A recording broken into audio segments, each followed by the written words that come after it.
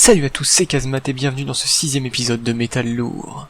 Oui, j'ai pas fait de vidéo depuis un moment, je sais, mais en fait c'est la technique spéciale Antoine Daniel. Et bon d'accord. Manque d'inspi et de motivation pour réaliser l'épisode, et beaucoup d'à côté. Mais il est arrivé, alors on enchaîne.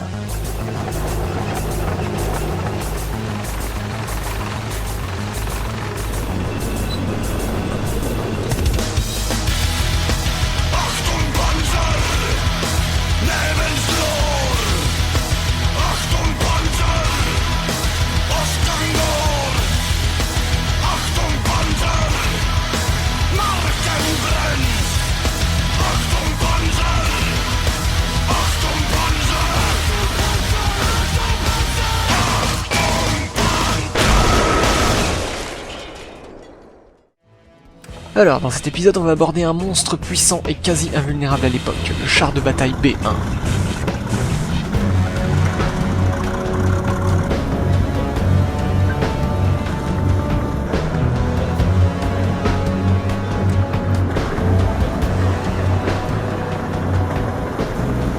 Le char de bataille était un concept du colonel Estienne, un char lourd dit de rupture pour percer les lignes ennemies, pensé en 1919. Cela dit, la machine devait être capable, en plus de combattre l'infanterie, de détruire les chars qui lui faisaient obstacle. Le projet fut étudié en 1921, mais les autorités préféraient un canon automoteur d'artillerie légèrement blindé équipé de mitrailleuses en tourelle. Fort heureusement, le projet évolua et on décida de changer les mitrailleuses pour le canon anti-char de 47 mm tout en gardant un obusier de 75. Alors c'est l'époque des projets de chars cuirassés comme le FCM-2C et d'autres rêves de grandeur. Autant dire qu'il y avait de la concurrence. L'armée dut alors choisir entre 4 manufactures, ayant 4 projets de chars lourds, Saint-Chamond, FCM et 2 projets de Renault et Schneider. Rien qu'en les faisant rouler à 20 km/h, ils purent voir tous les défauts de ces engins construits en hâte pour satisfaire la demande. Le modèle retenu fut le modèle B de Renault et Schneider, un prototype de char inspiré du Renault FT, en plus gros. Il faisait 6 mètres, ce qui était assez énorme pour un char, et on reconnaît déjà les prémices du B1 que l'on connaît bien. Le design du B1 passa par plusieurs prototypes, changeant différents composants, comme le canon, voire des versions qui n'avaient pas d'armement anti-char. Les prototypes 101, 102 et 103 de 1929 ressemblaient déjà plus au véhicule actuel. Le 101 reprenait les idées des mitrailleuses en tourelle, là où le 102 avait un canon. En revanche, impossible de vous trouver une image du prototype 103.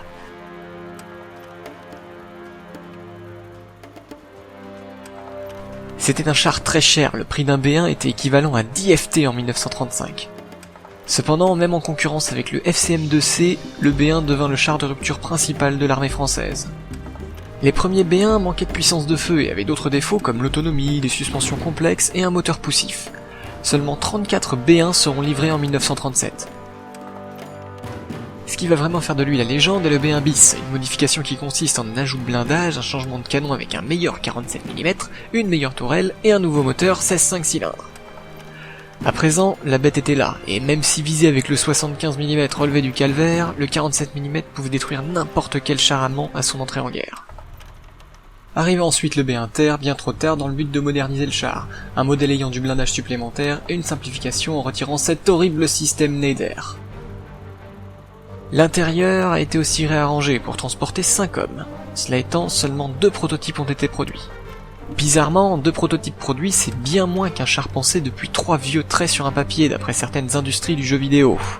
Voilà, Trash et Watt c'est fait. Maintenant, peut-être que vous ne connaissez le B1 que dans son contexte virtuel. Laissez-moi vous montrer son impact.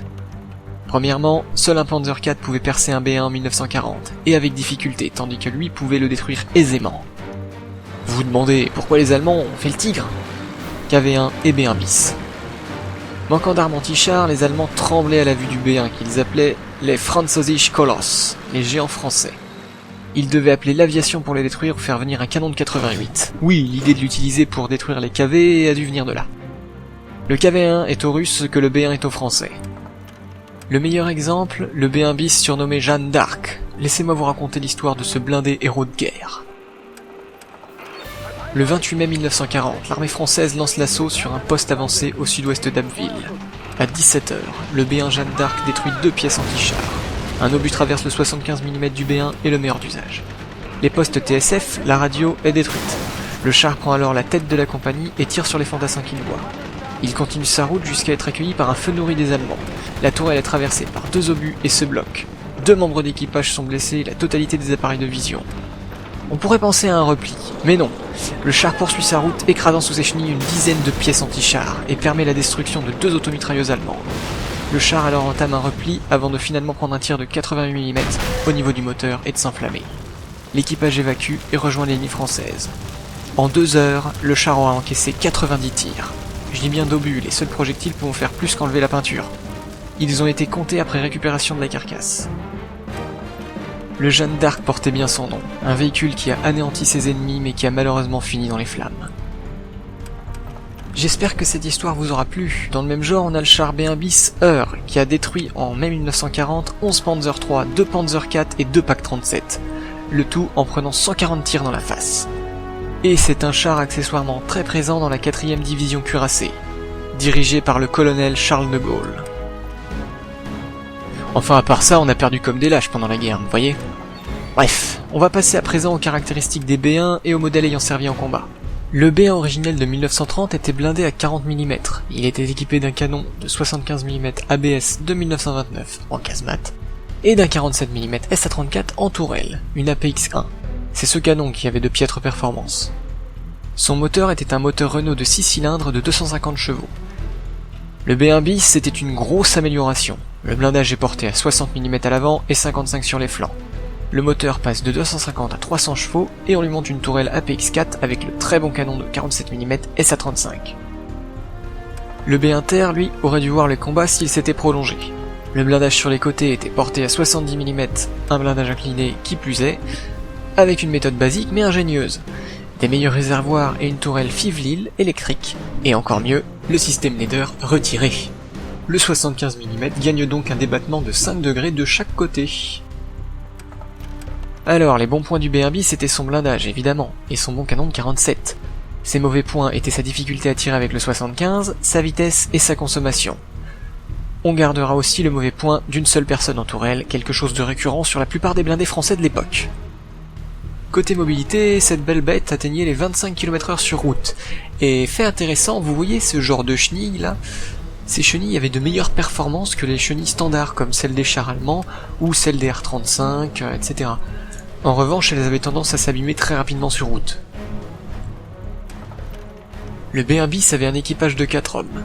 Un conducteur qui faisait aussi tireur avec le 75 mm, un chargeur pour le 75 mm, un radio qui pouvait aussi faire chargeur pour le 47 mm en tourelle, et le tireur.